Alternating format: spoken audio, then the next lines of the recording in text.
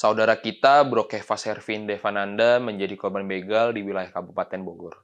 Saat itu, Brokeva sedang menjalankan tugas partai sebagai Bapilu wilayah Bekasi, Jawa Barat. Dia menuju pulang setelah melakukan pertemuan dengan pengurus PSI Bekasi Selatan. Saat memasuki kawasan Villa Nusa Indah, Gunung Putri Bogor, Brokeva dipepet oleh gerombolan pemotor dan memintanya turun.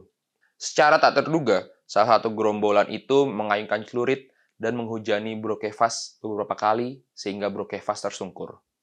Motornya mereka rampas, sementara Brokevas tersungkur dalam kondisi banyak luka. PSI sudah berkoordinasi dengan Polresta Bogor terkait kasus ini. Begal sudah keterlaluan. Sudah puluhan, bahkan ratusan yang ditangkap tapi seolah tak kunjung usai.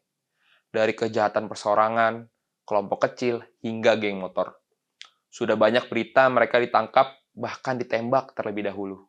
Mengapa hal ini bisa terjadi? Ini ada beberapa angka yang bisa kita renungkan bersama. Jumlah motor di Indonesia pada akhir 2022 mencapai 126 juta unit. Sementara jumlah total anggota Polri pada 2021 adalah 438 ribu. Ya, total jumlah personel kepolisian hanya 0,3% dari total unit motor.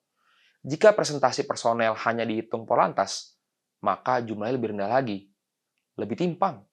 Apa akibat dari statistik yang timpang ini? Tentu pengawasan akan sangat merepotkan. Sementara pasar masih terus menyerap produksi motor. Akibatnya, muncullah fenomena kejahatan ini bernama begal motor. Mengambil motor orang dengan kekerasan, lalu menjual di pasar gelap. Bisa pula dijual per suku cadang. Yang mau beli di pasar gelap juga banyak, karena pengawasan kepemilikan motor yang rendah.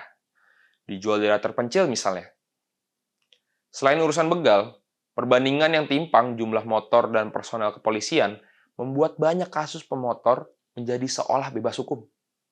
Bisa melaju jalan protokol tanpa menggunakan plat nomor belakang, bisa menggunakan knalpot yang memekakan telinga, atraksi angkat satu ban di depan jalan raya, dan tentunya kebut-kebutan. Bahkan, sudah sering kita lihat pemotor melawan arus lalu lintas. Yang lebih parah lagi, anak-anak yang belum punya SIM bisa naik motor ke sekolah. Mendidik anak melawan hukum sejak belia, ini sangat berbahaya.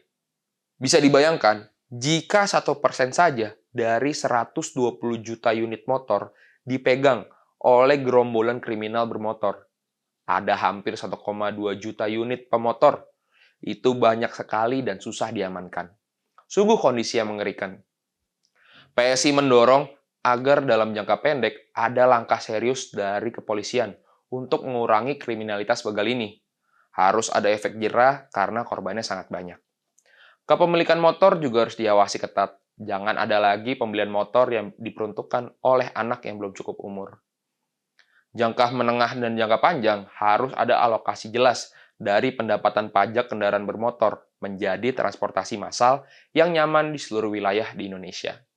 Harus ada keseriusan migrasi dari pengguna motor ke transportasi publik. Tanpa ada keseriusan penataan motor dari industri, alokasi anggaran untuk transportasi publik, serta hukum yang tegas, mustahil begal bisa ditumpas.